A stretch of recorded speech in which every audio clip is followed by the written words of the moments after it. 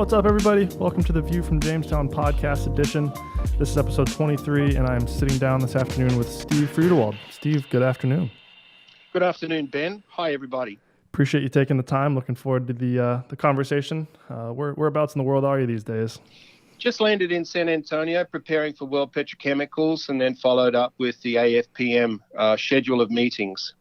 Yeah, looking forward to it. Feels like it came up pretty quick this year, and we're got a good group of people coming down from TCC. So looking forward to the weekend and next week, of course.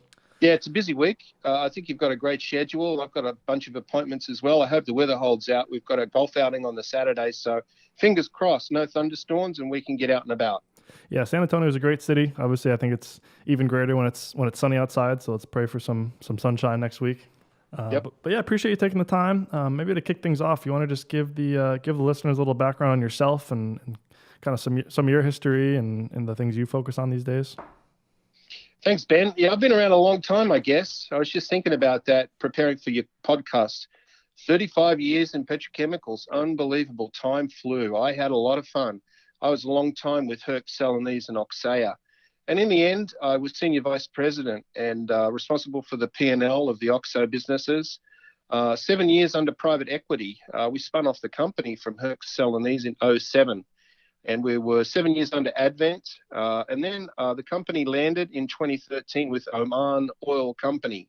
So I was there for 2.5 years through the end of June 2016. And since, let's say, the end of 16, I've been supporting the chemical company going to market with the SABIC oxo alcohols and working with business development to build up solvent portfolio.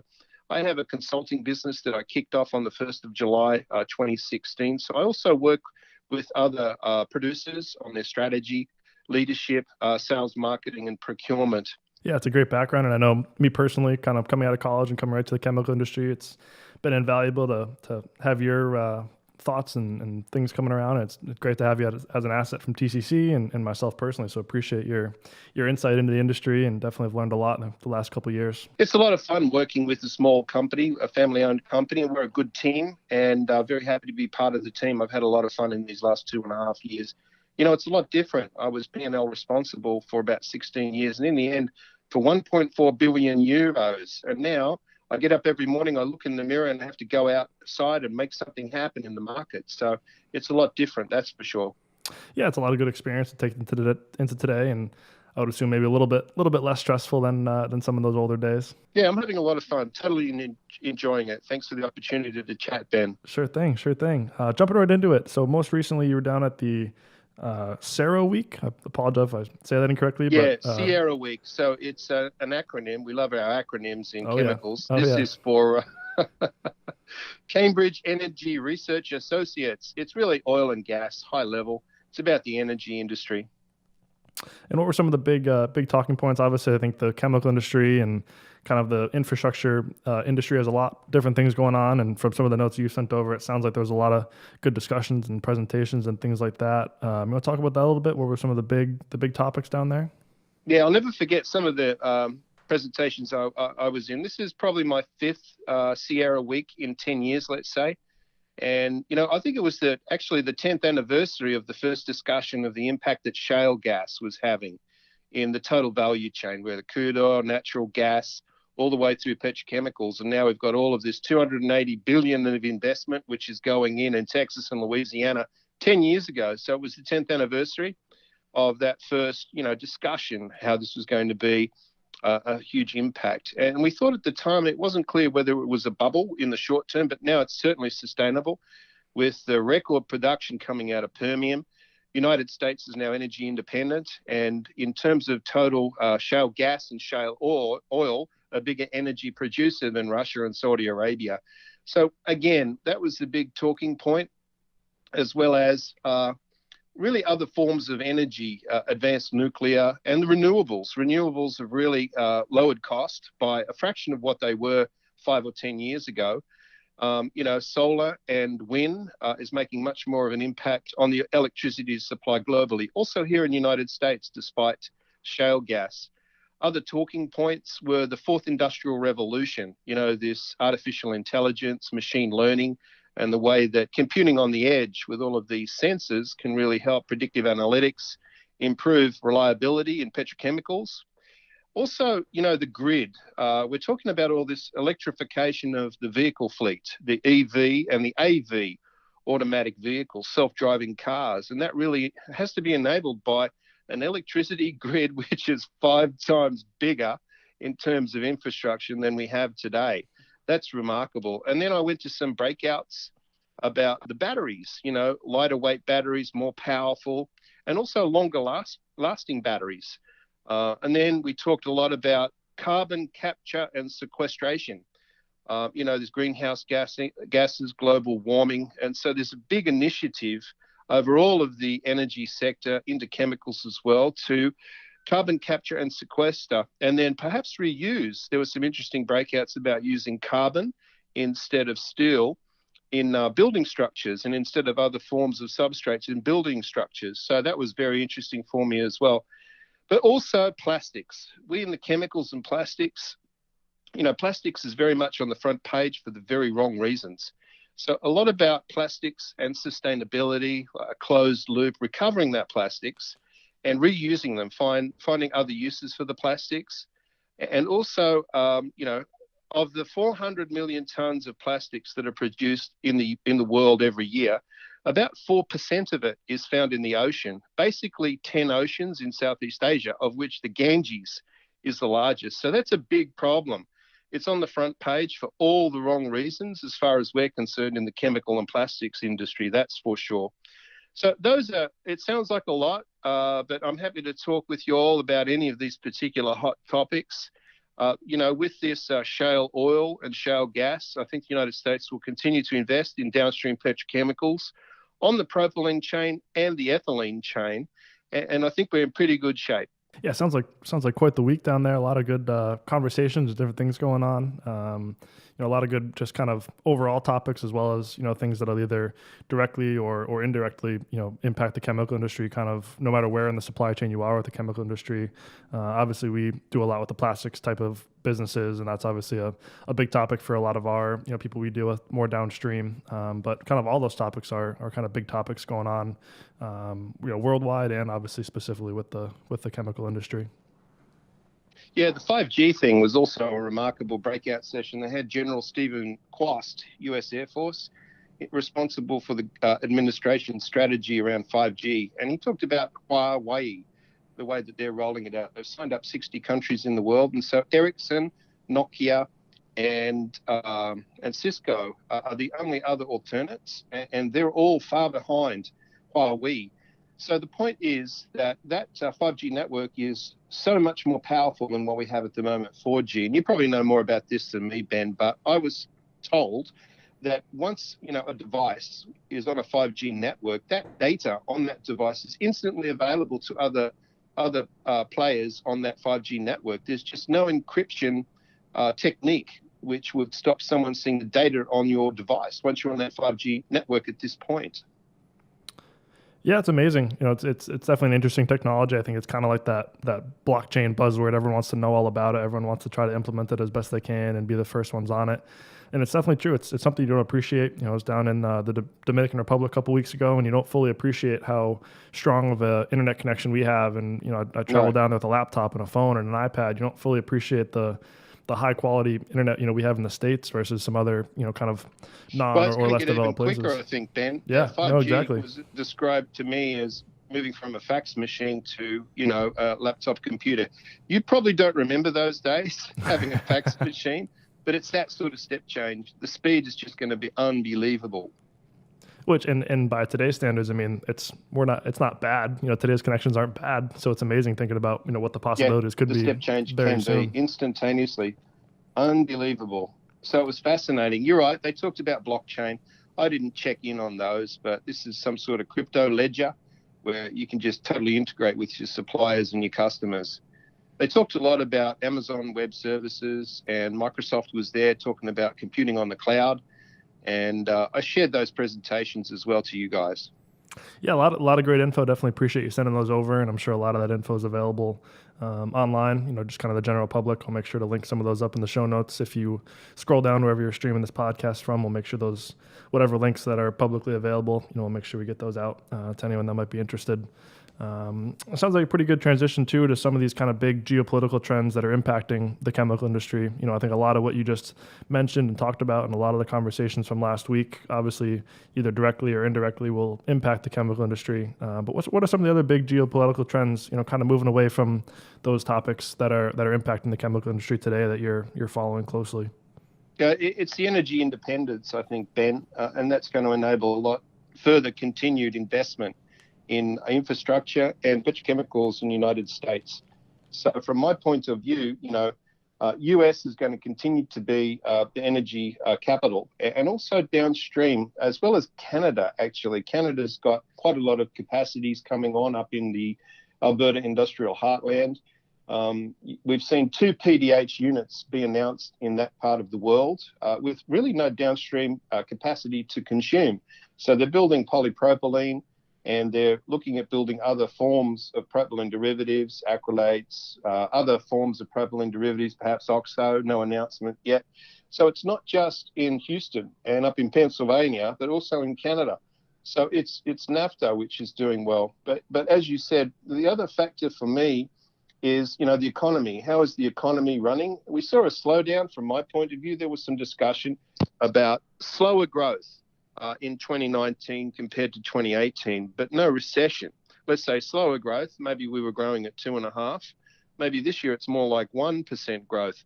And we started off pretty slow because of the shutdown of the government, I think, and a lack of consumer confidence, as well as higher interest rates in 2018. There was destocking for sure.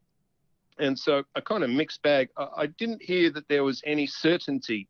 There never is. In hindsight, people are always much better about saying, I knew there was going to be a recession, than forecasting a recession. But no one was saying in 2020 or 2021 we should start to plan for a recession. Most pundits, and IHS included, were saying it's probably a 50-50 chance of 2020. But it's been a very, long expansion at a lower rate than other expansions coming out of a recession. So it's probably 50-50. And on the other hand, it's probably going to be self-induced by some sort of mistake, whether it's raising interest rates or whether it's a failure to settle these trade wars with China. And the big topic there was really most folks were talking about a ceasefire in the trade war with China. That is, no further implementation and to leave the current regime in place. Settle the agreements about intellectual property, agricultural purchases, and so forth, but essentially a ceasefire. In terms of, the other hot topic, we had Secretary of State Pompeo and also the ambassadors from Venezuela talk about that horrible situation in Venezuela. They described it as, 4 times worse than the global financial crisis. The country's running out of medicine, food, and essential items.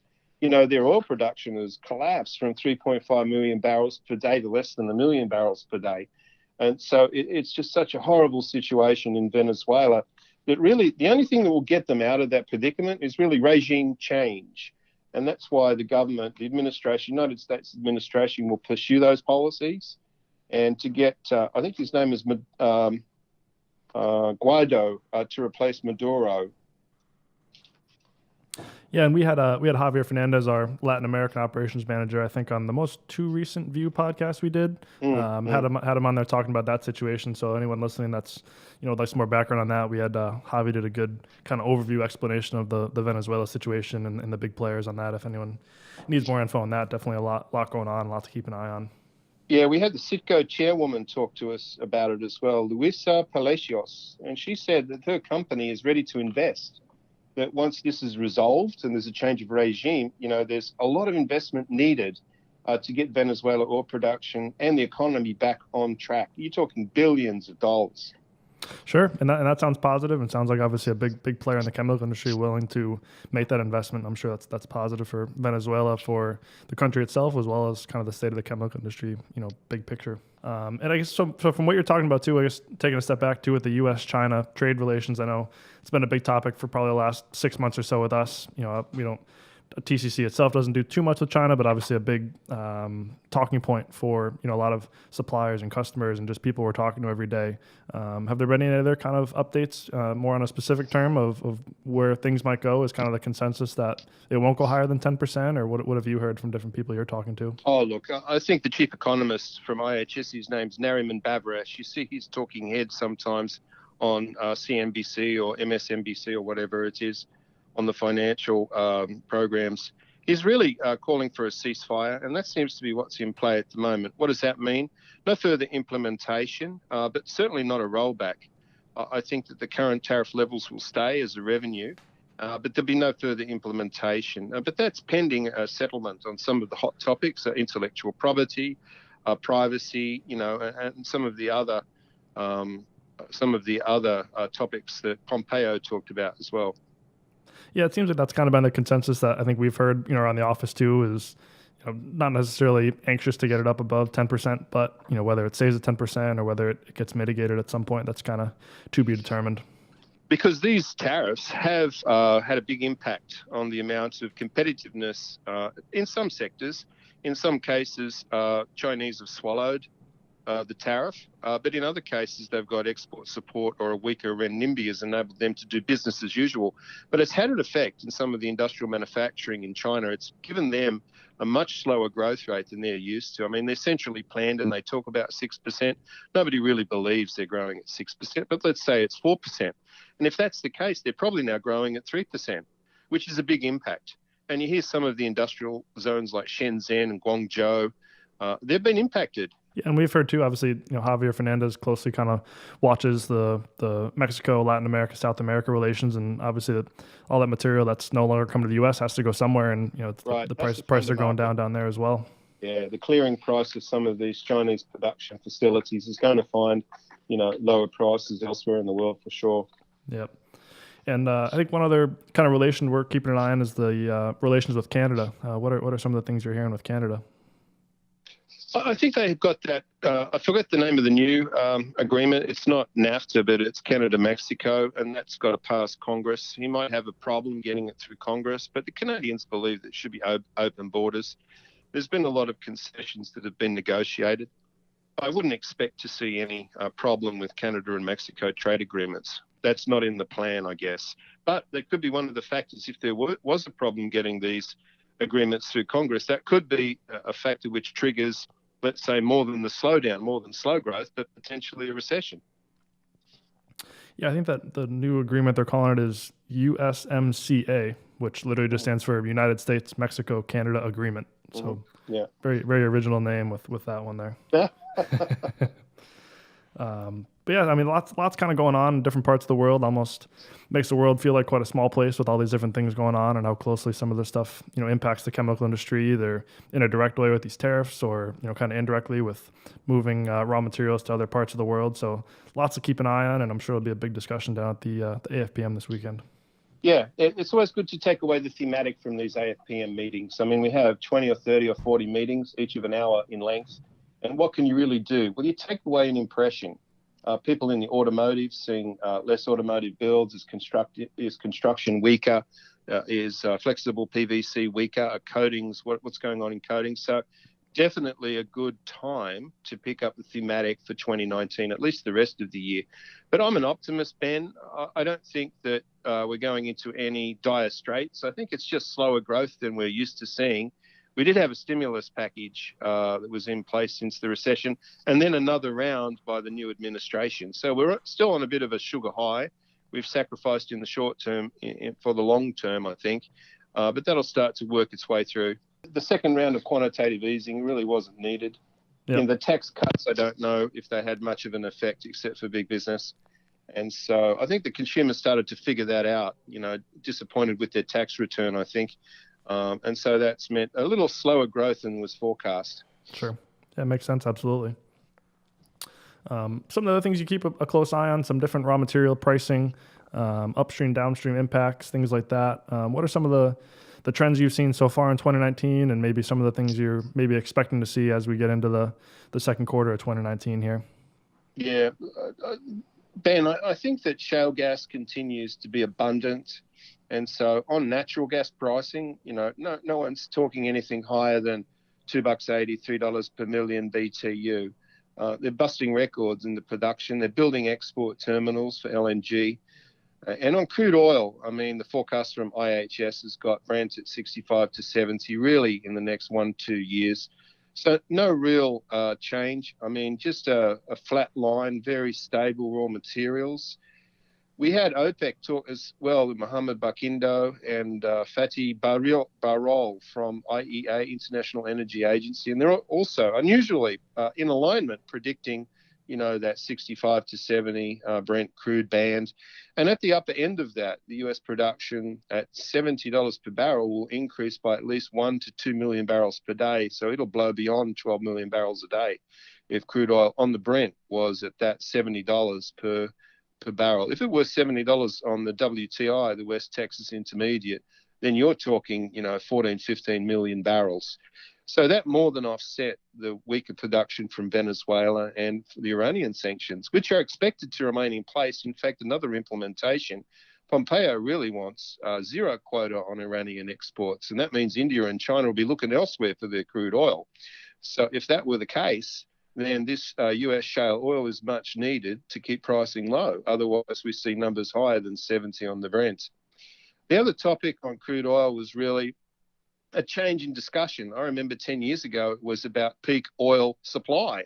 But now we've got so much abundancy in the shale oil that we're talking about really peak oil demand, what is happening in automotive and gasoline consumption. And that's going to taper. That's going to peak in 2030, they say. There's a McKinsey study out there that the IEA references. But if you listen to OPEC, they see 1% growth in crude oil per year in demand, let's say 1 million barrels demand growth per year on a base of 100 million barrels per year through 2045 with no peak oil demand. So they're a little bit in denial, if you ask me. They don't see the electrification of the automotive fleet as being a bigger impact as some people do. And if that happens, this electrification of the vehicle fleet and this peak oil demand, then petrochemicals become a much more important outlet of crude oil than they've been in the past. Let's say crude oil had been about 8% of the petrochemicals had been 8% of crude oil demand. It could be 25% of oil demand by 2030. That's a big structural change in the chemical industry. We have a lot of these crude oil to chemical projects going on. Exxon's got one in Singapore. You've got Hengli in China, and I think there's one other made, Saudi Aramco, of course, in the Middle East, looking at crude oil to chemical, taking out a lot of intermediate steps to make petrochemicals like orthoxylene, paraxylene, benzene, commodities, which will really flatten the cost curve a little bit on the far right quadrant. They're extending massive scale production capacities as well. In petrochemicals, the world scale plant is about 1 or 2 million tonnes. These crude to chemical plants are each 4 to 8 million tonnes of petrochemicals. So that's a big shift out there. Let's say they'll be mostly online in 4 years, 6 years time, and out there in 8 years time. So that could have a huge impact on the supply chain and the trade flow in some of the commodities, orthoxylene, paraxylene, benzene, propylene, ethylene, plastics as well, polyethylene, polypropylene. That's on top of the shale gas and the shale oil, polypropylene, polyethylene investments that are already going in Houston. So those are the main things to watch. And I guess just to try to make things as actionable as possible, if you were to give kind of some actionable advice for people, what are you seeing on pricing in the next couple months or next quarter or so? Couple of months in some of the downstream products. I think that let's watch out for a turnaround season we have here in the United States, just on these SABIC type materials, butanol, 2-ethylhexanol, and all of their downstream specialties. We have a turnaround season here by Dow coming up. I think it's 45 days in Texas City. So they're knocked out of butanol. That will certainly affect butyl glycol ether, which is already a bit tight, butyl acetate, and butanol itself. Butyl acrylate's a little long at the moment, but that will probably tighten up once Dow gets into its turnaround season. And my former company, Oxea, they also have a turnaround 45 days at their Bay City facility. So that'll tighten up butanol and propanol. So I think watch out for that. We do have a slightly weaker propylene environment here in the United States. on the supply side, we're writing records with the reliability now of these PDH units, the on-purpose propylene from propane dehydro. The shale gas is having a big impact. People have built these PDH units and they're operating far more reliable than they were in the past. They're way up the learning curve. And so I would say here in America, propylene will probably decrease in March by 2.5 cents a pound on the polymer grade, and then remain quite flat moving forward for the rest of the year on a flat crude oil and a flat propane basis, probably till fourth quarter. And then we see prices start to move up again during the heating season and winter. Similarly on ethylene, not much going on. The spot is quite low, 15 cents per pound. Contract was settled down a little bit. So fairly stable on the raw material cost point of view, let's say March, April and May. We have a very mild cracker turnaround season, but we've got those Oxea turnarounds here in the United States as mentioned. In Europe, it's a little different picture. We've got about 15 or 19% of the European crackers offline in the turnaround season, April, May and June. Already we've had some outages. In Germany, BPRP has had some problems in reliability. They've had an outage on propylene. And so that's a bit of a change dynamic. We see US propylene prices moving down and being very low cost, where European propylene price settled up in March. And so we see European propylene price much higher than US propylene price. And so we see the arbitrage window open for propylene shipments from United States to Europe, which is a different dynamic. We've had this volatility on the back of PDH unreliability, where the US price has flown up like a skyrocket, 22 cents a pound in 1 or 2 months. And now we see European prices really at the top of the price curve. So that becomes quite difficult for some of our European producer partners, I think. So that's on raw materials. I mentioned a little on the supply side. We talked about the economy, and so that affects us a little bit on demand. I'm seeing orders coming in pretty much as per usual. Yeah, and something we've mentioned, I think, a few times on the various podcasts too is, obviously raw material pricing is one piece of it, but we've almost seen, prices more impacted by supply and demand fundamentals, whether it's logistics based or where things are being produced or outages or things like that. Yeah. That almost plays a bigger part in some situations than, the actual direct raw material pricing. Yep. Yeah, I can only agree. Particularly last year, we had a lot of problems in the European supply domain with outages on the back of a record turnaround year in some of the domains. So this year, there's more availability, so it's a little lengthier than it was last year. The question is, how is demand going? And so far this year, it's been a little mixed message. I think February wasn't as hoped for, and March started off okay, but might have slowed down a little. Yeah, and speaking of supply trends and raw material pricing and things like that, we've obviously seen a couple supply disruptions so far. This 2019 or kind of coming out of the end of last 2018. What are some of the big disruptions or different things that are going on? Kind of on a business level that we're seeing in the industry that are making some waves around the different parts of the chemical industry. Yeah, so the two things that have got my attention so far has been, I kind of think they're related in some way because of the situation on acetone. There's a dumping duty case at the moment on acetone, and that's the feed for some producers' route to methyl methacrylate. And on top of that, one of the producers of phenol, advanced 6-phenyl-acetone, it's a co-product of acumene. There's been some force majeure announcements in the short term because of some inland logistics problems with the flooding of the Ohio River. They have some cumene cargoes coming in, I believe, and so that will be lifted in the short term. Phenol has been very strong business for these guys at the moment, so acetone as a co-product has been very cheap. And internationally, it has been as well because of some new capacities in the Middle East. So United States has been taking cargoes of acetone, and as a consequence, some of the local producers have banded together to go for an anti-dumping duty and a dumping case against the importers. And that's kind of related to also the Evonik methyl methacrylate business sale, which was announced a couple of weeks ago, probably closing in September this year. Private equity firm called Advent, which owned Oxea. I worked for them for about 7 years. They paid $3 billion, I think I read, to acquire the Evonik methyl methacrylate business. which includes the polymethyl methacrylate sheeting.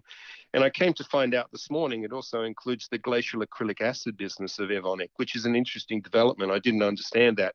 It partially explains the very high multiple of 9x. And Advent are not known for paying very high multiples, I can tell you that much. But it came to my attention that it includes the glacial acrylic acid business, which is a captive raw material for Evonik's superabsorbent polymers. It's a big sale, 3,900 people. But interestingly as well, the specialty esters stay with Evonik. So methacrylic acid to 2-ethylhexyl methacrylate and butyl methacrylate. The butyl methacrylate and the 2-ethylhexyl methacrylate stay with Evonik, and they've been bundled up, I read this morning, and put into an Evonik water treatment domain. So Evonik also invested in some of their other businesses around the nylon 6 and the HDM and the fibers and compounds business. I think as a result of their sale to Advent of the methyl methacrylate, I think they timed it perfectly. They probably got maximum multiple at peak earnings, and really as well strategically so that they could reinvest in some of these other interesting businesses that they're in. For example, D-L-methionine, which is a amino acid which is used in animal feed. So I think, those are the two things that I've seen at the moment. We've also seen some earnings coming out in Q4 earnings season was, let's say, mid-Feb till end of Feb, early March. Sasol came out with a disappointing earnings. Their volumes were down 11%, and so the EBITDA was down 8%. They also had a cost overrun at their mega cracker, not by $1 billion, but by $4 billion, coming in at $9 billion now instead of $5 billion. Dow earnings were also down 5 or 6% because of lower volume in the fourth quarter. And that was a tone across the board. We saw that from BASF as well. Also in some of the coatings businesses, people like Allnex, they probably missed their budget by 20% in 2018. And then DSM, they did quite well, I believe, from what I read. Other resins producers like Nourion, the old Oxea company, they did quite well in the fourth quarter. So it's a little bit hit and miss. I saw a warning from Axalta as well. And then the other one was Sherwin-Williams. They didn't do well as they'd planned despite the acquisition of Valspar. So I think that Q4 was very tough in the coatings, and it hasn't really bounced back as strongly as a lot of people hope for. And I guess moving really into 2019 here, any other big high-level trends or any other kind of big things that you're keeping an eye on that you plan to watch out for in 2019? I think we've got to keep an eye on raw materials. As mentioned, the propylene market is very weak at the moment. I'm looking at, these turnarounds of Dow and Oxea to help take a little length out of a potentially bit longer butanol market this year compared to 2018. So long as they're running reliably, I think from their point of view. From our point of view, we're happy to pick up some incremental volume, that's for sure. With a very weak propylene market, there's some additional length in those molecules, which is forcing prices down, partially because of some big consumers like acrylonitrile units of Ineos and Cornerstone. They're just not consuming at the regular volume because of their force majeure. We've seen a strong polypropylene market help to offset that, and now lower propylene polymer grade prices here have given impetus to the PP makers locally to ramp their rates back up as they're more competitive compared to imports. That should help offset that. But if there were one outage on a PDH unit and the acrylonitrile guys come back, then, that's going to rebalance pretty quickly. So it's something to keep a watch on. A lot of great points, a lot of good pieces of analysis, and a lot of good info for obviously people to keep an eye on coming out of Q4 2018 and really getting full-blown into 2019 here. Any other final thoughts or notes to wrap things up here? Well, I think on the macro level, you've got to watch out for the administration. They've got to settle some of these deals, ceasefire with the China thing, the China trade war, no further implementation of the next round, settle the Canada-Mexico trade thing. And then any other geopolitical problems that arise out of North Korea other topics, then that could be, a surprise which could tip us into a recession. Yeah, I think with the China thing too, it's not so much the 10% or the 25% or the 0%. It's the uncertainty. It's either put the tariffs in or don't. Don't say 10%. Oh, maybe it'll go up this month, and then a week later, oh no, we'll push it out indefinitely. Say what it is, say what it isn't, so businesses can plan for it and just kind of move on past it. Exactly. You got to be able to plan for it. Awesome. Well, appreciate the time, Steve. All right, Ben. Would love to have you on again sometime soon. Maybe do a 6-month recap and see what we were right on, what we were wrong on, and make some projections for heading into 2020. Looking forward to seeing you next week at the AFPM, and obviously anyone listening, that'll be at the AFPM. We look forward to meeting with you or seeing you at our cocktail party on that Sunday. Should be a good week and a good event. Yeah, 4:30 at the Jack Gunther Pavilion. Is that right, Ben? That's correct. That's very correct. Thechemco.com/AFPM has all the good info on the cocktail party. Obviously, we'd love for you to RSVP, but you're more than welcome to just drop by and drop a business card and say hello. A lot of good food. We have a lot of people that plan dinners afterwards, but I think they're turned into more of like appetizers because we have such good food at the party. Everyone usually leaves pretty full. Yep, excellent. Thank you so much, Ben. I really appreciate it. See you soon. Thanks, Steve. Pleasure to have you. As always, feel free to scroll down wherever you're listening to this podcast on. We'll have a bunch of links from some of the stuff Steve had mentioned and some of the recent shows he was at. Whatever we can share with you guys, we're more than happy to. So feel free to scroll down or check out the notes section wherever you're streaming your podcasts. As always, available on the Apple App Store, Android App Store as well. Thechemco.com/podcast. You're always welcome to stream it there. We'll have this episode up on YouTube as well as LinkedIn, Facebook, all the good social media channels. We appreciate you listening, and we will catch you next time.